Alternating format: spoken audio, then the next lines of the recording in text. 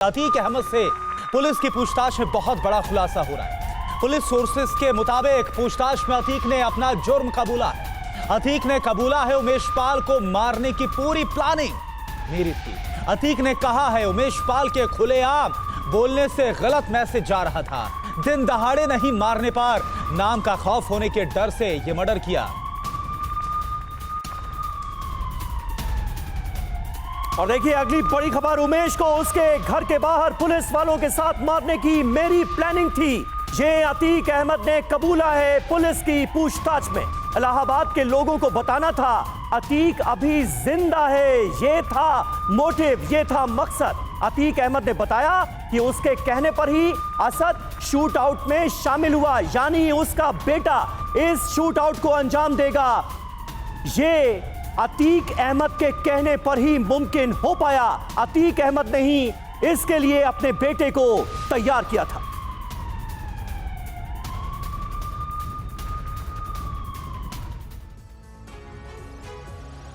तो देखिए अतीक का यह बड़ा कबूलनामा सामने आया है, जिसमें अतीक बहुत सारे राज खोलता हुआ सीधे तौर पर नजर आता है। वो कबूलनामा हम आपके सामने रखने जा रहे हैं। उमेश पाल की हत्या की पूरी साजिश मैंने रची, ये माफिया अतीक अहमद ने माना है रवि। बिल्कुल, और कहा कि पुलिस वालों को मारने की भी पूरी प्लानिंग मेरी थी। ये भी अतीक अहमद के हवाले से बात सामने आ रही है। बिल्कुल, किडनैपिंग केस आखिरी स्टेज में था। उमेश हमारे खिलाफ लगातार बोल रहा था, जिससे उसका आतंक, उसकी दहशत कम हो रही थी। बिल्कुल, वो मान रहा है कि जिस तरीके से उमेश बोल रहा था उससे एक गलत मैसेज जा रहा था। उसकी जो एक डॉन वाली इमेज थी उसको नुकसान हो रहा था। और हमने तय किया कि उमेश को नहीं मारा तो खौफ खत्म हो जाएगा, हमारा साम्राज्य खत्म हो जाएगा।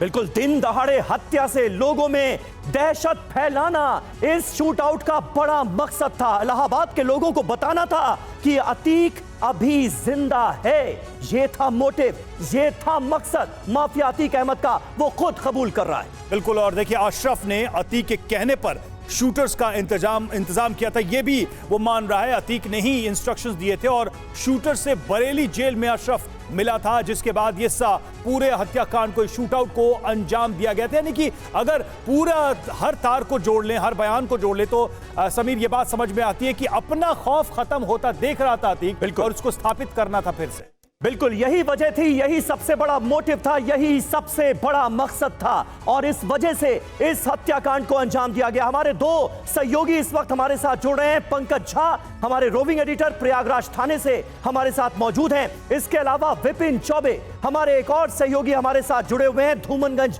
थाने से। इसी थाने में अतीक और अशरफ से पूछताछ हो रही है। सबसे पहले विपिन, मैं आपके पास आऊंगा। अतीक अहमद तो सारे राज फाश करता खुद नजर आ रहा है, बता रहा है कि इस पूरे हत्याकांड का, इस जबरदस्त शूट आउट का मकसद क्या था।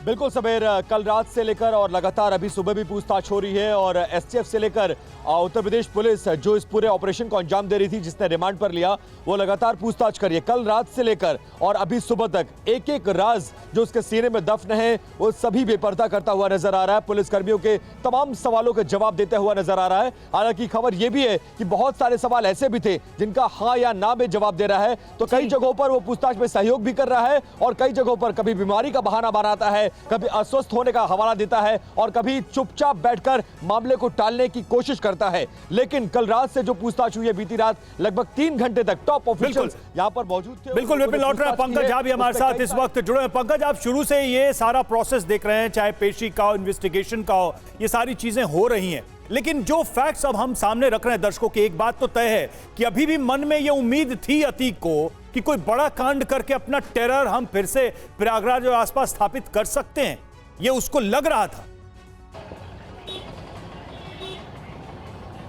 जी हाँ, बिल्कुल, जो अतीक ने जो बात कही है, और अगर आप 24 फरवरी का उमेश पाल शूट आउट का वो वीडियो देखिए, किस तरीके से बीच सड़क पर बिना अपने को छुपाए हुए असद और उसके साथियों ने जो हत्या की, और फिर जो अतीक ने इस बात को कबूला। हालांकि कल जब हम अदालत में थे, आपको बताऊं, तो अतीक अहमद के वकील कह रहे थे वो तो साबरमती जेल में था, अशरफ जो बरेली जेल में बैठकर कोई कैसे साजिश रच सकता है। लेकिन जो बात उसने कल कबूली है, उससे तो ये साफ जाहिर हो रहा था कि अतीक का जो तो पंकज एक चीज बताइए मुझे, था उसके, एक चीज बताइए, मैं रोक रहा हूं आपको, जरा सवाल ऐड करूं ये कि जब अतीक से पूछा जाता तो कभी वो कहता मुझे डर लग रहा है, कभी कहता मुझे मार दिया जाएगा, फिर कहता डर काहे का, फिर कह रहा है कि मिट्टी में मिला दिया, रगड़ा जा रहा है, और इस बीच ये मर्डर की इतने बड़े शूटआउट की प्लानिंग भी कर रहा था।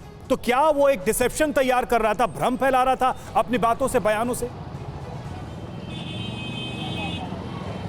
जी हाँ, बिल्कुल वो माइंड गेम खेल रहा था। देखिए, जिस शख्स ने 1979 में पहला मर्डर किया हो और जिसको पहली बार सजा पिछले महीने हुई, कोई गवाह हाजिर नहीं होता था, कोई सबूत नहीं मिलता था, ये तो अतीक का खौफ था ना। अतीक पुलिस के साथ एक माइंड गेम खेल रहा था, तो अलग अलग तरीके की छवि बना रहा था। लेकिन अब कहानी पुलिस के साथ माइंड गेम भी खेल रहा था और अपराध बढ़ाने के लिए, अपना प्रभुत्व बढ़ाने के लिए अपने बेटे को उसने इशारा दिया था। इसीलिए निर्देश के आधार पर ही उमेश पाल हत्याकांड हुआ।